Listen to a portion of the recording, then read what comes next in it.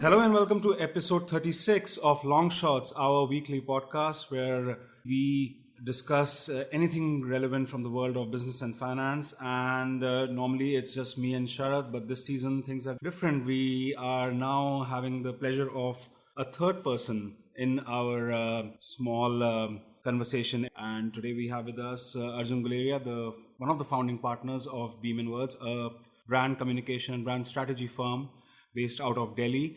The usual suspect, Sharad Tupran, is also here. Sharad, how's it going, man? Not bad. I'm looking forward to the chat today because both of us have known Arjun for a really long time. And I think, was it a couple of weeks back or was it last month that he completed 7 years of being in business? And so we'll let him talk a little bit about it. But I'm very excited and looking forward to this chat. Yes, we recently did enjoy some free booze. Yeah, we did. Sponsorship. At his office party. And yeah, that was a lot of fun.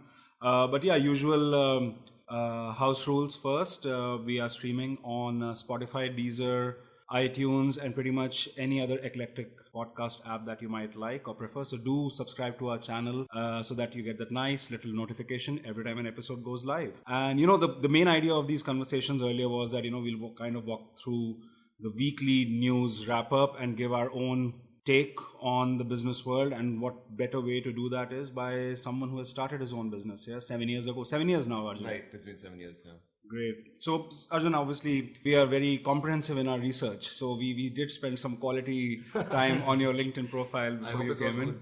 I think it's updated, I guess, right? Yeah. But I mean, anyways, do feel free to correct us if I got something wrong. But I did not know that you did BCom in Hindu College. Then you also studied some finance. Yeah, so my journey's been quite, it's been quite all over the place, if you'd like to say that. But I think that's also built me to where I am right now. So, like you rightly said, I did my undergrad here in Delhi University.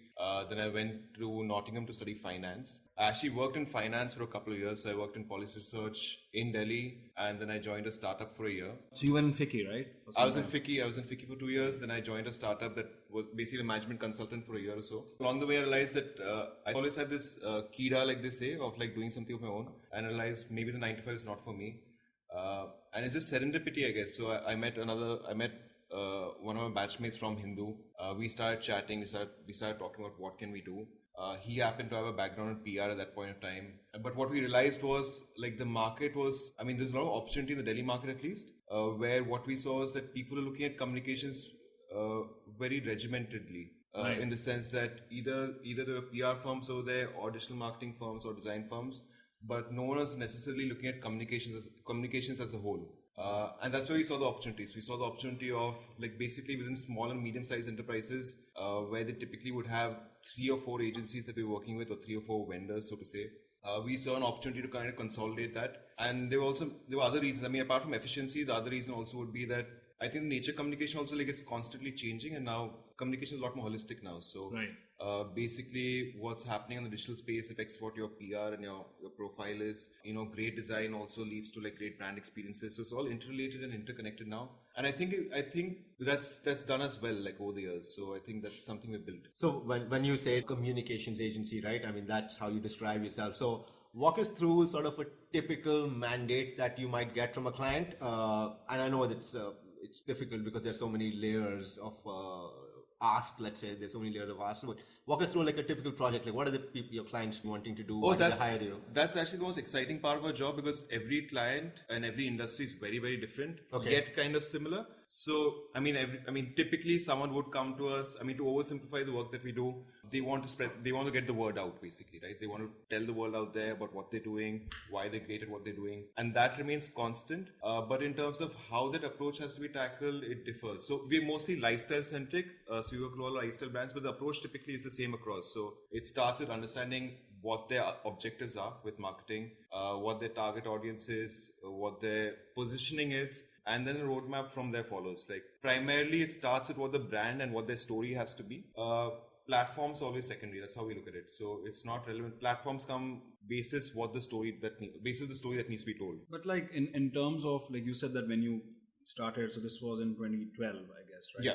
So in 12, you saw that there was a gap that most of your future clients were looking at brand dissemination in a fairly siloed and regimented manner, Right, correct? right. So I mean, basically they were struggling to... I don't think the brands were. I think that's all that was available in the market. I don't think they necessarily wanted to work that way, but they were kind of, their hands were tied in the sense that I don't think they necessarily had options. I think the only options that were available back then would be larger entities, which might not service the small and medium size. I guess like client. the larger entities internalize a lot of these functions, but the small to medium sized entities that you were targeting, they obviously did not probably have even the bandwidth to do it, right? So they were then just going to like 5 agencies, giving them ad hoc mandates.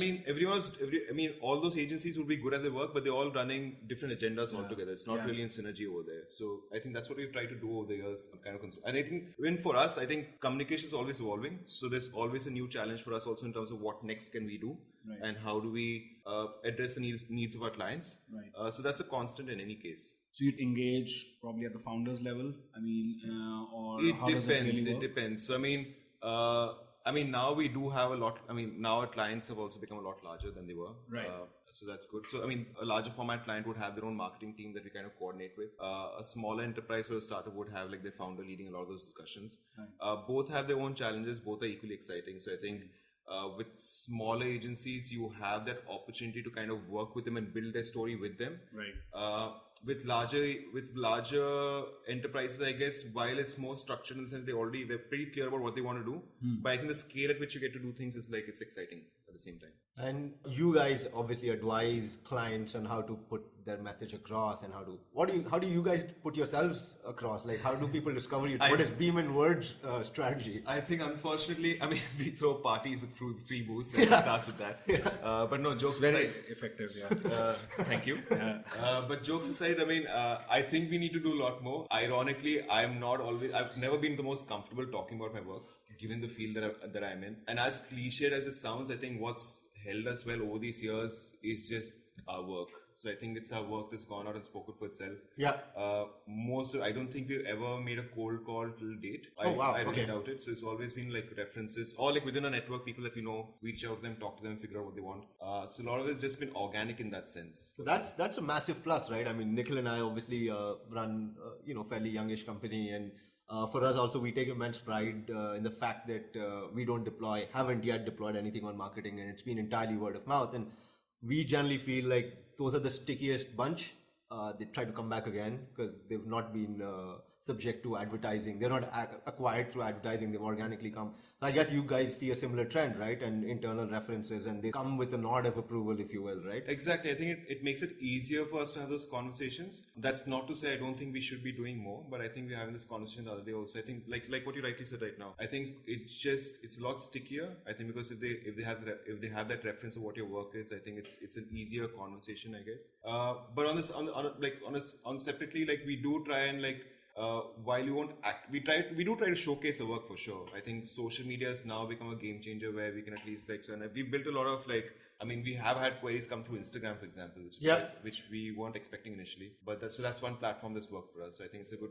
So there are subtle ways of doing it as well. That's very interesting that you say that, because I think was it last week or a couple of weeks back we had Shreya Soni from the SSE come in, and we spent a couple of minutes talking about online products such as Facebook and Instagram. So in your case, do you see them as powerful vehicles to get your message across, or brand building, or even client onboarding? Are they there, or do you rely more on offline methods, or how does it what's the... For us or for our clients? For your clients, but for you guys as well. I'm guessing for your clients, you probably have a digital strategy which revolves around these products, or not? We have different service verticals under which we work under. One of them is digital. One is it depends on what the client wants, if that's the service they're looking for. And that's the reason why I introduce ourselves as a communications agency focusing on brand and story, is because we do try and holistically look at everything that's working for a brand or everything that should be addressed for a brand, even if that might not be a service that we're providing. So we will look at what the digital space also looks like for our clients and for ourselves also. I don't think in our case we've spent as much time on digital as we should for our own brand building. Okay. But from a client point of view, it depends what they want. Specific to the platforms, Facebook and Instagram are they are massive platforms now, and there's a lot of scope to get. But at the same time, I mean, internally we do understand that platforms are momentary as well, right? It's trendy. So while Instagram is already getting a lot of backlash. I mean, for example, I'll give you a very simple example. I think influencer marketing picked up, I think 2 years back. Right. And this already talks about dying out. And it's massive. The last 2 years have been massive. I mean, the amount of stuff that's been happening in the influencer space has been crazy. So I think a lot of it is also trends. So you do have to kind of keep that in mind when you're, I mean, right now, so I guess it's the end objective of the client, right? I mean, that's something I mean, that right comes. now, to answer your question, right now, Instagram and Facebook would be relevant. Would they be relevant going forward? I don't know. That's a strong I would say statement, but obviously, I mean, I kind of understand that these are very transitionary trends, and too much of something also then, makes a correction come into play at some point of time, like you mentioned about influencer marketing. That's why identifying the story is most important. The platform and medium is always secondary. Right. But I guess being in a services oriented business, it's a tough business, right? At the end of the day, you have to give a tailored proposition to every guy. It's a lot of manual work. You have guys who have to put in the hours and everything, right? But are there some things that you don't do? You just say that, okay, we philosophically we just don't do that, or we are happy to plug in someone else, but this is not something which is core to our proposition within the broad brand communication vertical. Definitely. I mean, not even about other services that are not core to us, even with our existing services. If we feel we can't deliver to what the client's expectations are of that, we're very upfront about that. So all engagements, even if it's a project-based engagement, I always look at engagements as relationships that I'm building. Right. So there have been instances where, for example, I don't know, someone's had a digital mandate or a PR mandate. Someone's wanted us to buy followers. Or just simply the objectives can be aligned with what we know we can deliver or what's relevant for them. Right. And that's completely fine. Because I know I can make that promise now, and I know a couple of months down the line it's going to fall flat. Right. So I'd rather be upfront about what they expect. I mean, expectation management is very, very important in any service industry. So I think it comes down to that. It's about being very clear about what the deliverables are, what the expectation is, and then I think if you're clear on that, then you can go ahead with things. If it's not clear, then it's best to avoid. Right. But let's step back a bit in your, from the earliest days of the quote unquote entrepreneurial journey, right? You studied finance, you did BCom, probably you did not want to push that button, but you found brand communications, which is a pretty different vertical, so as to say, it's something that is a new it was a new sector for you, correct?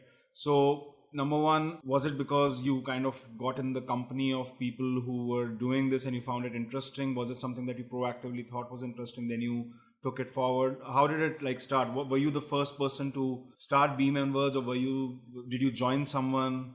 How did the entire, because a lot of people go through that existential iterative decision making process, right? Some people like Shreya told us that she was pretty clear on from day one that this is something that resonates with her. Right. She did not have a yellow legal pad with 20 ideas and striking them one after another. That is something that we did. We actually had 20-25 things we considered, then we kind of filtered it down. So what was your process around this entire thing? That's a great question. I do get asked, I do get asked this question fairly often, but not with the nuance that you have. So, there have been certain aspects of this journey that have been knee-jerk. When Beam was started, there were 3 of us. Sahil had a background in PR. Abhinav had a background in advertising. I had a background in finance. So I was the odd one out from day one. Right. But I think that also worked for us in the sense that since we had such diverse backgrounds, we started with a clean slate. And I think that's so, even when we hire right now, we try and hire people from different backgrounds, because the nature of communication and ideation and experiences is such now that you do want different perspectives and ideas to come together. About my personal journey, I'll be very honest. When we started off with Beamwords, it was more a sense of me wanting to create something of my own than me being married to the idea of, say, communication specifically. Right. Okay.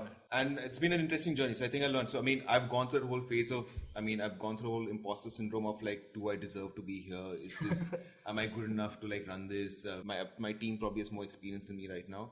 Right. But then what I realized along the way is that I think I'm good at building teams and I'm good at building scale or scope. And I enjoy that. I enjoy that process of the journey more than anything else. And that's what I'd like to do going forward as well. So I think beyond Beam and Words, would I be doing other things going forward? Probably. And it's the journey that I find more exciting than anything else. Right. Which I think is the same for you guys also. I think you guys are fairly excited about the journey that you have and the product as well. Yeah, no, Nikhil obviously had a head start, and he would tell you, he's probably, for me, journey is probably the best part. Of course, I love the product and building the product portfolio. It's been the most stressed out that I've ever been, but it's my stress, and I enjoy that. Like, I enjoy that it's my choice every day to like do this. And like, work there's on a this. little bit of a thrill to the uncertainty, right? Yeah, There's a there's little an bit of a leap adrenaline of rush faith. to it, Yeah. for sure. Yeah, because I think, the process of ideation is also very interesting, right? The perception based on probably popular culture, what you see on TV shows is that, one fine day you're in a bathtub and you get, oh, this is this brilliant thing that nobody has thought of Eureka and let me, moment. push it. But then once you start doing research, you realize that no, there's probably nothing that has not been done. They are just, different versions of the same thing which has been done, but something is more effective. Something sticks Google's more. a great example of that, Yeah. right? So- and on a more existential level, I think how I look at life also is I think it's a constant journey. I don't think you can have one end goal. I think it's the goalpost keeps changing. What your expectations are keeps changing. Where I am from 5 years from now, I don't necessarily know, but I find that exciting as well. It could be something new that I discover along the way. Like for example, irrespective of where Beam & Words leads me, I like the fact that now I'm confident enough to set up a brand, right? So I know I've acquired those skills. So I don't think experiences always carry you a long way in any form or format. And in the beginning, it's even when no matter how much of internal soul searching, research, or primary data, talking to people you do, but at the end of the day, there's a slight bit of leap of faith in terms of actually putting down your money, your resources, your time on something. And only I think experience kind of teaches you where you went right and where you went wrong, and then that kind of has a more improved version next time, right? Definitely. So I do have people who come up to me and say that I have this idea, what do I do with it? Right. And I'm sure you guys have that as well. And for me, it's the before the lead that's always the scariest part. Right. I think once you jump, you start paddling around, you chappu maar ke kuch na kuch to nikal jata hai. So you figure it out. And you can start something for different reasons. It doesn't have to be your calling in life necessarily. So another reason why I did Beamverse was also because, I'll be very honest, I didn't have the capital to invest. I didn't want a capital intensive business. Right. Which is why a service oriented platform with putting aside its drawbacks to the model itself, it does help. It helped me actualize that dream. So you start making literally unit economics, start checking out on day one, right? So something as simple as we acquired a couple of clients, then built a team, and it's been like reinvest, build, and that's how it's been. But like coming to your team and coming to your organization in general, like what are the different, like you said, digital is one service vertical. What else is there? Like if you have to map it out, what all do you do? So broadly, to just give you the lowdown, we work on public relations for brands. Right. We work on digital marketing solutions for brands, which includes your social media marketing, websites, and stuff like that. We work on design, which is say branding, collaterals, those kind of things. Right. And the last year and a half, we've started working on brand experiences and content creation as well. Right. Because we do want to be more holistic about the kind of communication solutions we offer. So, and we'll keep building on that because communications keeps evolving. So I think our service offerings also keep evolving every couple of years. It's very interesting, like a little bit of a story. I think with Arjun and I, this is about a couple of months back, we were just randomly met this very senior finance, former banker / chartered accountant trained guy, and he was like, what do you guys do? And I said about a startup, and he's like, how old is it? And I said, just over a year, and we were just talking, and then the question moved over to Arjun, and we were in the same room, and Arjun's like, yeah, I have a young company, and I don't know whether he used the word startup or not, and he's like, oh, how long have you been in business? And he said, we're nearing 7 years. He's like, you're not a startup, you're a fully established company. Yeah, I feel old now, man. Like it's been like, I feel like a geriatric. What is, two-part question, where are you chasing growth? What is the next? Do you have any vision sort of, and it evolves day by day, so it's a tough question, but what is the next leg of growth maybe that you guys internally, and depending on how comfortable you're talking about it, and second, what is it that scares you going forward, like in terms of how to take this business to the next level, or is that something that you guys think about or worry about, or internal discussions? How does that, what are your thoughts around that? So I think I briefly touched upon how we're looking at our service offerings itself. So that's obviously so I'd break this question into like say certain internal aspirations that we have and external aspirations. Internally, like I said, it's about what more can we do, right? Yeah. And I think in general in any startup, that's always a question. What more? What more can I be doing? What can I be doing better? So I think those questions are always constant. Externally, yes, we do want to scale. We've been bootstrapped, so I think that's kind of limited our growth over time. But we are more aggressive about it this year for sure. Okay. Otherwise, like in terms of markets, we have been exploring Bombay for the longest time. But the nature of our work also is such that I think each market is very individual in terms of how marketing or communications works over there. So we don't think we necessarily have the knowledge right now to crack Bombay by ourselves. So we're looking for, like, say, suitable partners to help us attack that market. Fears, I mean, I wouldn't say fear, but like one of the biggest challenges, I mean, if you could call it that, would be, I mean, it's honestly in a format like ours, in a service-oriented format, is talent. I'm the first person to say that we are where we are today simply because of the kind of people that have been along with us on our journey and who have helped us build this brand that it is today. And that's been our team. So, and that's something we also learned. I mean, when we started off, we were probably 24, 25 or something. Oh, wow. Okay. So, I mean, we've learned team dynamics, managing people. I think when you in business school, when you study HR, it always seems really lame. Finance is always the exciting subject. And like, those kind of things always like flashy and glossy. Yeah. But HR, it comes out of HR. I think that's every organization. I mean, if you can't manage the talent that you have and you can't nurture it, you lose out. And we went through this whole phase where I think in any case, partners probably half of your time goes into hiring, right? Yeah, for sure. So I think when I started off, I had this really glitzy image of like, in 2 years I'll be sitting in my cabin and I'll be like running the show and I'll be going for vacations every couple of months and I'll be living the life. But I don't think that changes. I think first couple of years you're admin guy, you are HR guy, you are finance guy, you also business development guy, filing taxes, you're doing everything. Yeah. And I think that's great for the soul. I think you kind of like go through that. I think it kind of like grounds you a lot more. Right. I mean, obviously the nature of those problems change over time. But you'll always be responsible for like holding it together, like across everything. But like in terms of like I'm sure, like you mentioned correctly, so that because your proposition is so customized and you're bootstrapped, right? So obviously you look at things more on an iterative manner, right? This year you're saying that things are kind of changing, or there's a renewed focus on the future from that perspective. But I guess tech always has a role to play, right? Like in the sense that, is there some sort of a platform play that you're also thinking of in the future, or you think that what you do, it has to be done through getting the best people out there, and there's no other way around it? Because we kind of, the reason why I'm asking you that is that like we are we try to answer that question ourselves, because we like to be a distributor of content, but we also want to be a curator of content at the same time. So anything that kind of comes on our platform, it goes through an editorial cycle. So that editorial cycle obviously gives it a sheer quality in the end, but scale gets challenged by that. And that's something that, when we discuss with VCs or investors, that question always comes, right? So, and in a purely services-oriented vertical like yours, I'm pretty sure that question is again valid. Is there a tech angle here, right? For the lack of a better way to put it, right? Everybody loves a tech angle, right? Yeah, and it's probably such a big cliche, like in the VC community, right? What is it? Scale and tech.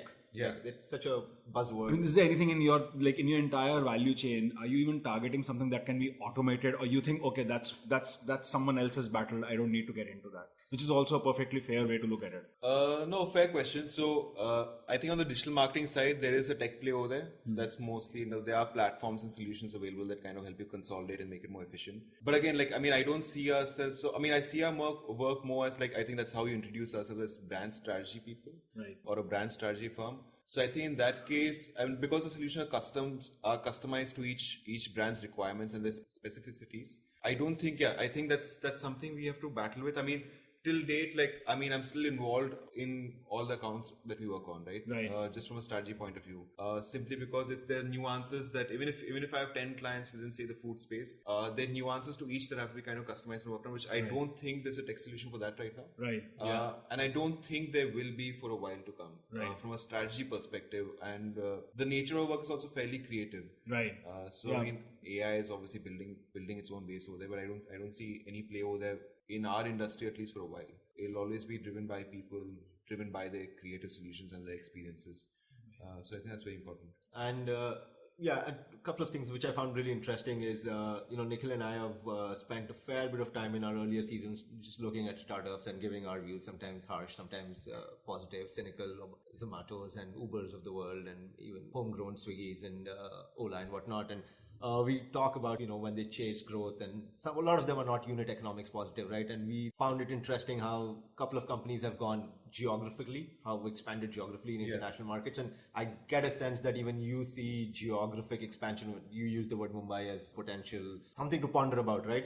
So two things there, is that when you go horizontal or widen your footprint, for lack of a better word, is that how you think about growing your business? And second is, you said bootstrap, and you guys are obviously making money and doing well and all. Is investment something that, you think that for rapid growth? And this is how the Indian tech companies, I know you serve your services and it's different, but there has been a lot of getting capital to get that explosive growth, right?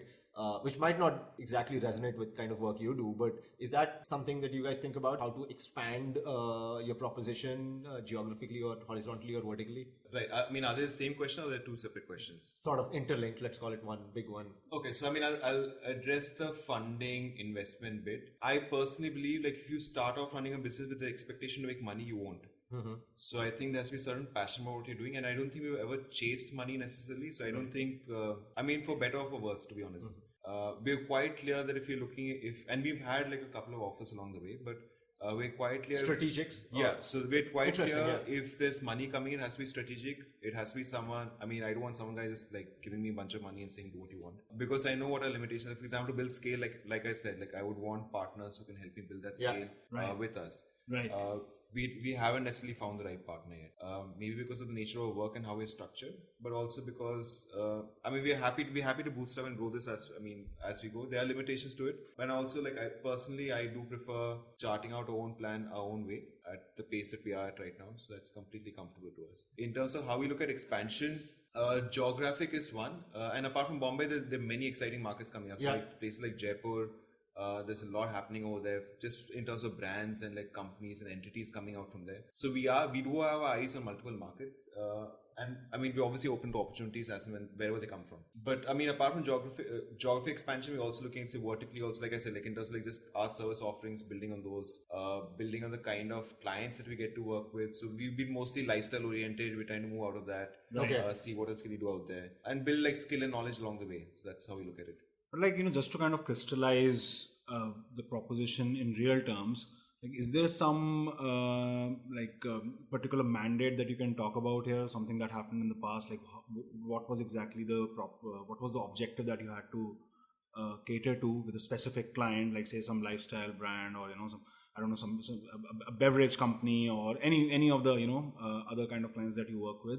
Can you just give us a bit of an illustration in terms of how you took them through their journey of introducing, scaling up, communicating the brand in their target market? Yeah, so we work with brands across scale. So we work with a large tile company which works completely different, and their communication objectives are very different. Right. To give you an example, when came into India, when they were launching, we worked with them we worked with them on their digital and social and design aspect of things.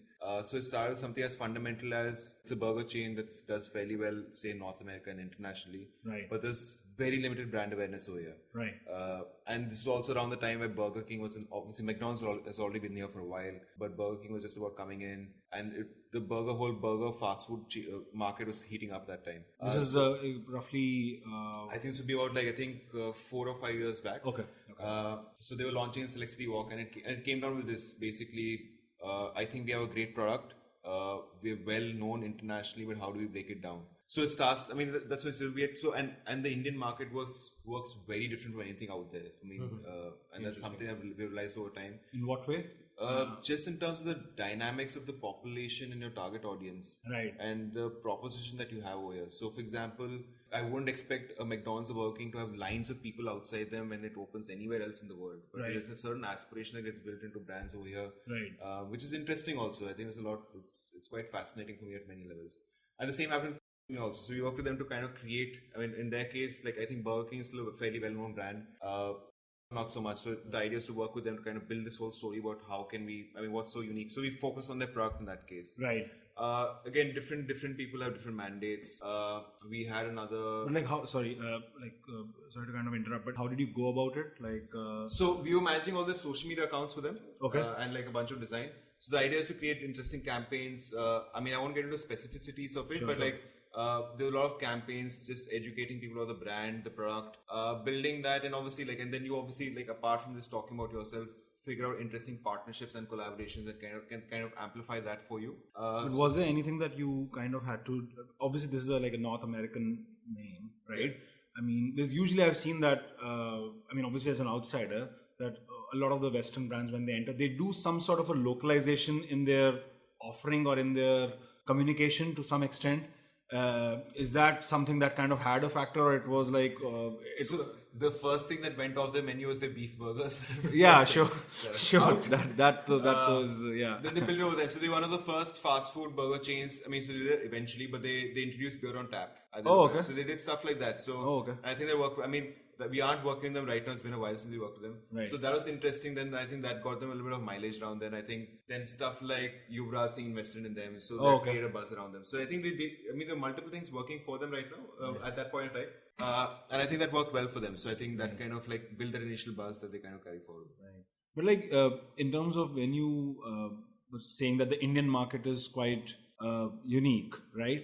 I mean, obviously it's a big market, so it kind of has that effect. We often feel that, in terms of the kind of consumption culture that we have in India, especially in big cities, it's quite in parallel to, maybe the American experience 20 years ago, right? I mean, we feel that US is like a leading indicator for the Indian demographic. Oh, completely agree. Okay, I thought I was just stereotyping. With the time lag, yeah. I won't say 20 years, I'd give it about 6-7 years. I see the lag of 6-7 years, like Right. in terms of trends and aspirations and stuff like that. Right.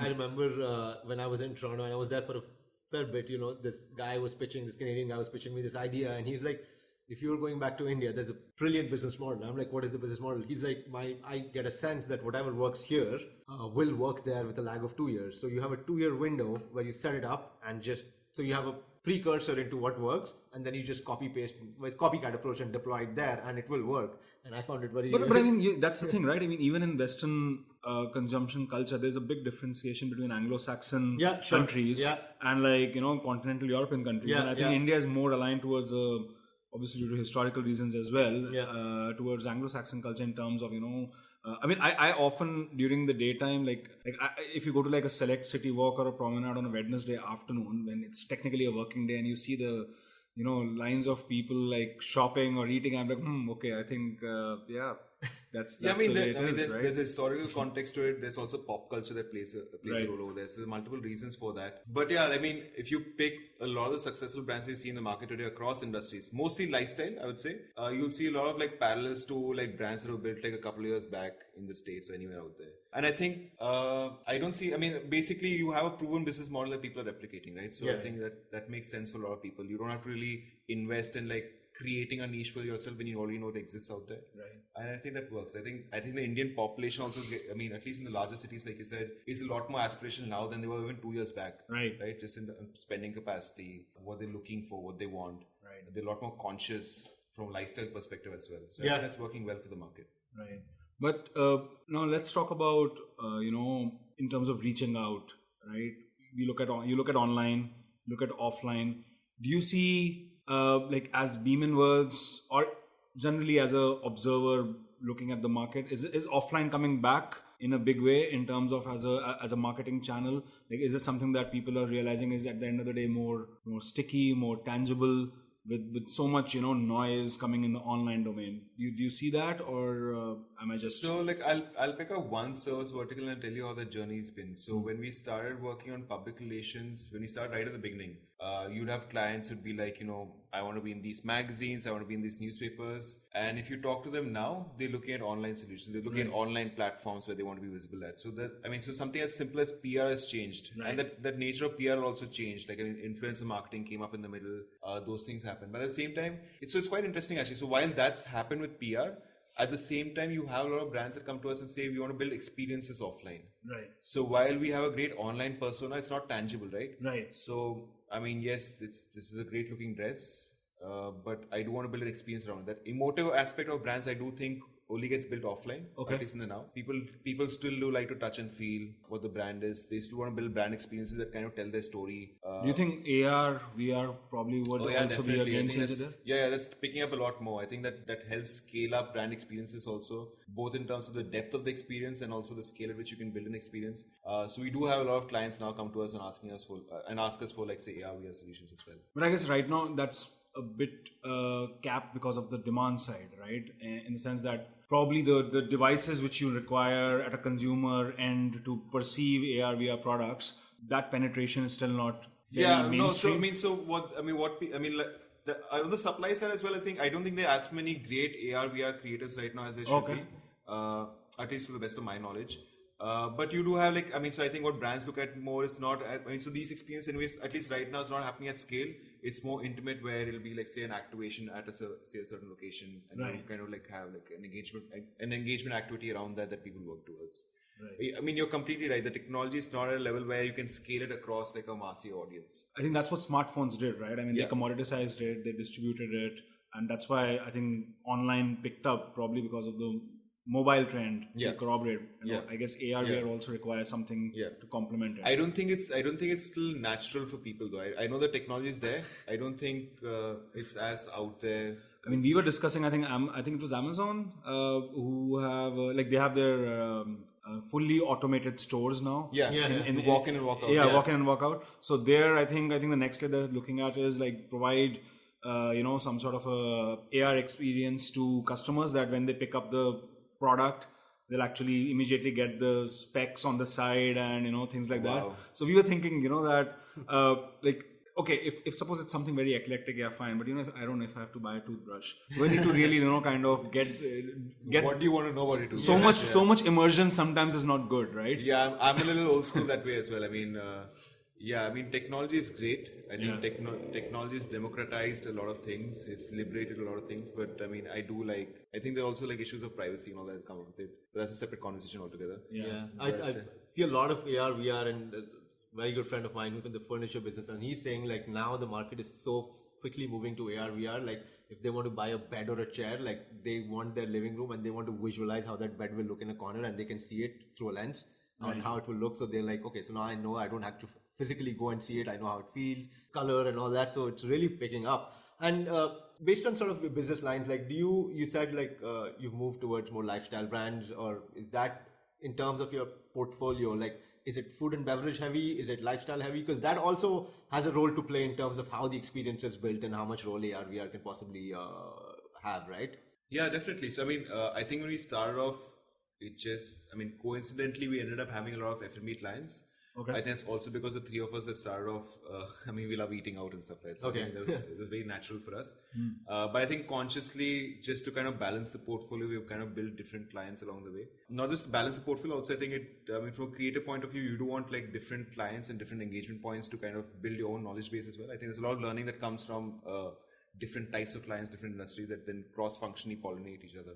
I didn't get your second question, so what is your second? Yeah, no, based on sort of that, I was just making a comment that the role of AR and VR, it's depends on the sector as well. Yeah, right now it is, it's mostly lifestyle oriented. Though it's getting popular, but I think it's still in a very nascent stage right now in terms of I think that the cost of the technology is also slightly prohibitive to kind of create a lot of original content right now. So I think those kind of things do play a factor. So it's mostly the larger clients that are kind of looking for this right now. What's your view on social media? Generally, there's a movement in social media as well, right? That there was a time when it was about the network economy. Everyone was, I think, 7-8 years back, very excited about sharing every gory detail of one's day-to-day schedule, and then they realized that that's a lot of data which is out there. So now privacy is kind of becoming a major concern, and even Mark Zuckerberg was saying in his last keynote that it's time for Facebook to become a more peer-to-peer type of platform, and that's why I think WhatsApp is also becoming much more central to the proposition. As a marketing tool, what's your view on direct messaging, email, peer-to-peer, non-social, completely behavioral oriented platforms? The problem remains the same. If you don't have the consent of the end user, it's still spam.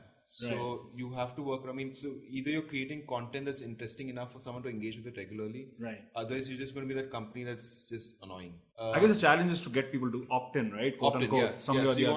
want something that's more organic.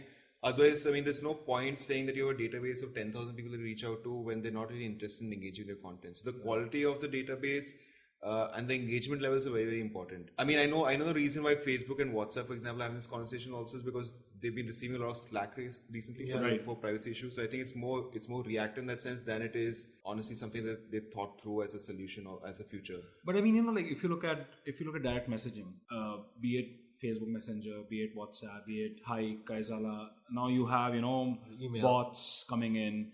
These bots are obviously they're becoming smarter and smarter, so you can actually proxy pretty much a human conversation on the other end, right? And that human conversation can lead to an organic conversion, right, or an organic opt-in, right? And that's a major technological play as well, right? In order to how to make that bot more and more lifelike. Do you even think like within the Beam and Words framework, do you think even something like that fits at some point of time? Or you think, look, I mean, we are into much more experience-oriented, personal style of marketing, and any level of, automation which might even mirror that is not relevant for me. No, I think we touched upon this, I think, a while back, and also like when you asked me about our tech play. So, I mean, these bots that you talk about and DMs and stuff, I think right now AI has a great role to play from operational efficiency level. So, like, I think a lot of brands that use bots right now, say on Facebook and stuff like that, they're a proxy for a sales assistant that you'd have at a store otherwise, right? So, they help you with basic stuff like in terms of like if you have any issues with your delivery or with shipping and stuff like so they can handle that. But I don't think it's reached a scale where they can give you creative solutions. Okay. Right? It's still very straightforward. I mean, that's at least how I see it. But the nature of it also is it's really fast evolving, right? So where AI is a couple of months from now, I don't know. It could be at a much more advanced level than it is right now. But right now, I see AI as more like a great efficiency tool, right? To kind of like the basics, admin-related stuff that can be addressed over there. Right. For us personally, like I said, like I think in the digital marketing space, there's a role for like say tech solutions to kind of like build efficiency. But from a solution point of view, like when clients come to us and say, okay, fine, this is the story that I want to tell. As of now, I still definitely think there has to be a human element to it to kind of like structure, because a lot of those solutions also involve just understanding who their audience is, what a Nikhil or a Sharath would want to do with that product. Right. Which I don't think AI or tech is at a scale to kind of like, I mean, there's data. I guess you're talking about like the flow, the flair, the creative input part, right? That is something which is obviously. So I mean, tech and AI might give me data on Nikhil and Sharath in terms of like who they are, how old are they, and what do they do.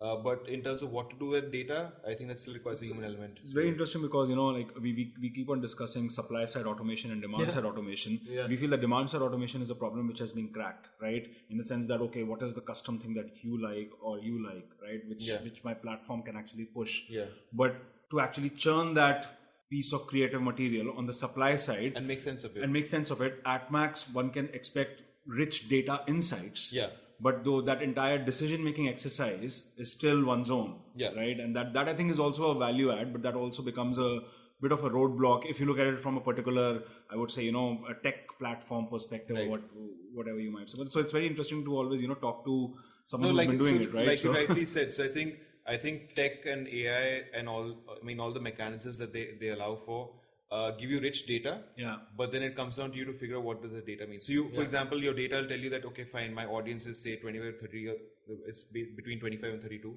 Right. But then what does that mean for you? What do you do with that?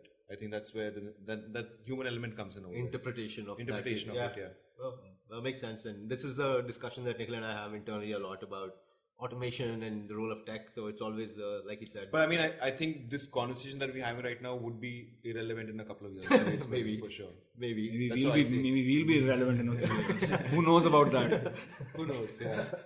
But I mean, talking of like irrelevant stuff, obviously, you were saying that when you started your journey, you were the admin, you were the tax person, you were dealing with all sorts of non-funky stuff. Yeah. India has been scoring pretty well on the ease of doing business. Yeah. We are now ranked 77 globally. Oh wow. I think it was a spike of 30 points in in 1 year. that, yeah. Do you buy that?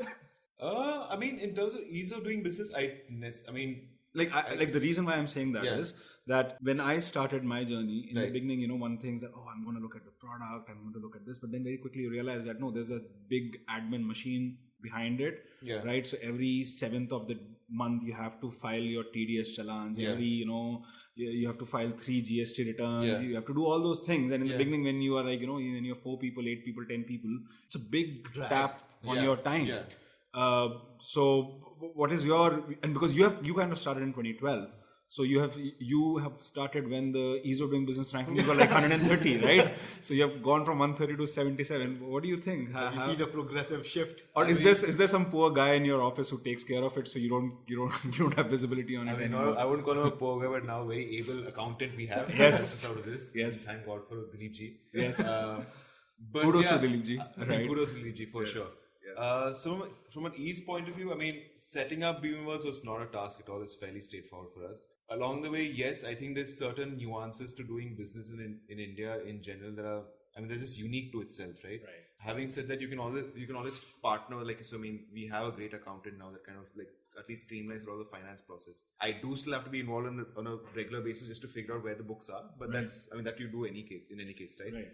So those kind of problems do exist, but I think it's just about like, even in terms of like what we discussed in terms of admin and like just taking care of the team and HR. I think it's just about like it comes back to the whole talent proposition, right? It's about finding the right people. Like I'm more dependent now on my team to do what they need to do, Right. than be involved in the day to day of what needs to happen over there. So Right. I think we're fortunate now that we have a great team that that are capable and also creative enough to like handle a lot of the work by themselves. Right. So it's mostly about just making sure we're sticking to our waypoints along the way in terms of like what the larger picture is. Were there like panic buttons pressed, say when the service tax regime was replaced by the GST regime? Like, Oh yeah, like I mean that was like, I mean it was a nightmare, but it was like, so I think demonetization and everything like put together, it did hit us a bit. Right. Fortunately, we were one of the few where it didn't hit us too bad. We flatlined for that year. We didn't Right. really grow much. Right. But that was the worst of it. Right. But there was a certain, I mean, especially also like, to be honest, because we had a lot of lifestyle clients, there's a certain amount of churn that came up in our client base as well. Right. So there was a bit of a panic in the sense that we lost a bunch of clients and we had to go out and like say talk to a bunch of people. But fortunately, we're over that. In terms of compliance load, you feel that GST was something like which is simpler to deal with? I mean, Or it again, doesn't thank you, really Dilip ji. change much? Dilip ji handles all of it, so it's a lot easier for us. Does Dilip ji complain more or less? I If he mean, does. He asked for a raise after this, so I think he's quite happy. But I mean, otherwise, yeah, I mean, now there's a monthly compliance system, which I Yeah. think is a little excessive. Yeah. Which I mean, personally, I don't know if that's required to be compliant on a monthly basis. That's a little too much for me. Right. Fortunately, like, I mean, it's been streamlined. So we streamlined those processes with our accountants and with a agency or with a CA firm and stuff like that. So it's taken care of that at that level. So I don't really have to get into it every day. Right. But otherwise, it was annoying initially for sure. Right. But I mean, I think like we kind of were doing a bit of research once. We were looking at unicorn startups in India and comparing the workforce that unicorn startups in India have compared to unicorn startups in the US.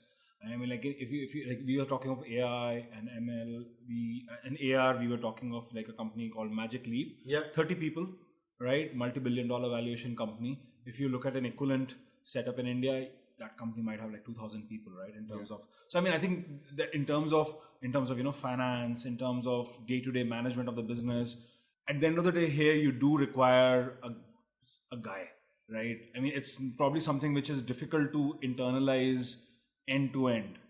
No, I don't. I mean, the way I see it, I don't think you necessarily require a guy. I think most of these companies choose to have a guy. Okay. I think it's just cheaper. Okay. So I see a lot of this automation movement that's happened in the West, driven by just efficiency, cost cutting and efficiency, right? Right. The cost of manpower here on average is, if even an engineer it's so much more. It's cheaper to get an engineer here than it would be abroad, right? And there is a supply demand. No, but it does like, for instance, I used to file my own taxes when I was in the UK. Right. Like I used to do it, end to end myself. You go on HMRC's platform. It was easy. It was like, there's one thing to like digitization is not just taking an offline process and replicating it online, right? There's an experience angle that has to come into play. Right. So if suppose you have 30 forms offline and you put 30 forms online, that's not digitization, sure. right? But in case in the UK context, I realized that the entire tax filing process, the platform play was so easy to figure out that without an accountant, without anyone with a tax background, it was doing calculations on its own. I just had to put my inputs and it was out. When I tried to do the same thing here, I was like, okay, I got overwhelmed by the system itself and I had to get a guide. Don't you think that itself, that making sure that, when the government is, like saying digital India and, moving these things on an online ecosystem is one thing, but making it accessible to someone is another ball game altogether. No, I agree, and I think that will come with time. Maybe I think at least just digitizing in itself, it's been a great step. Right. Yeah. And I think they are new. I agree with you in the sense that can it be done better for sure.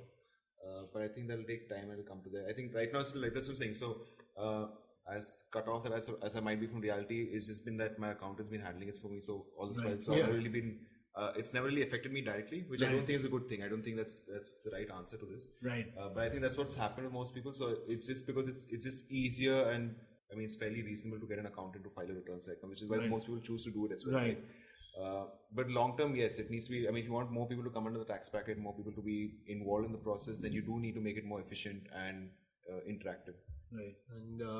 And we're nearing an hour's mark, but I do want to ask a question. But I do want to ask this question: is there a company out there which you guys aspire towards or look up to, and what, these guys are doing great work? And when I say company, like maybe in your vertical or even adjacent vertical, but international or domestic, and you these guys have good solutions, or maybe one day or something like that. Is that something that you guys talk about, or competitor? I'm slightly weird in that I don't think I have personal role models either. Okay. Because I think everyone has their own story and journey. That's a pretty badass line. This whole notion of like Bill Gates dropped out of high school, so I can also, it's like bullshit. Right? You have one. He's a fucking genius. That's the reason why it works. So I don't necessarily like to benchmark my journey against. We just had a curse word debut on our podcast. I'm so sorry. No, brilliant. There's always a first. I'm so sorry about that. So I think every firm, individual has their own journey. Right. Having said that, yes, there are agencies and other contemporaries out there that we do follow. Yeah. But that's what I'm saying. So, it's always been from at least my perspective has always been that, and we've always benchmarked ourselves against someone who's doing a lot better than us. Right. Yeah. And the idea has always been to like, if they're there, what can I do to kind of like, so it's been more from a competition driven thing than anything else. But yeah, there are definitely like a bunch of people doing like interesting work out there in different forms and formats. Right. Cool. I think 55 minutes, not bad. Time just flies in each other's pleasant company, doesn't it? Yeah, no, I had a lot of fun. It's Thanks, guys. It's Nikhil and I usually end up talking and doing banter a lot, and I'll be here for your year 7. Oh, that would be that's a great milestone. Free and booze free on you booze. then. Yeah. No, hopefully we'll have free booze before that as well. So, but no, thanks a lot for finding the time to come here. I think the biggest takeaway for me personally in this conversation has been that like there are a lot of these buzzwords and ideas and concepts which are thrown on a daily basis, but when you obviously talk to someone who's implementing the solutions on the other end, there are always these plugs and gaps which need to be figured out. That kind of delta is always there, so it's pretty important to get that nuance before you think that robots are coming and destroying the world. There are some other things which need to be taken care of. And with that, I think we can call it a sign off for today's edition. Would welcome all our listeners to comment and give your feedback on how you like these guest series. And if anyone wants to come over for a chat with a cup of coffee, would always be happy to. They have excellent coffee, by the way. Yeah, and the coffee, Yes, made by the management itself. So handcrafted. If you want to communicate that in your handcrafted, specially brewed. Handcrafted coffee. So no, thank you so much. And so this is Nikhil Arora. And this is Sharad Tupran signing off.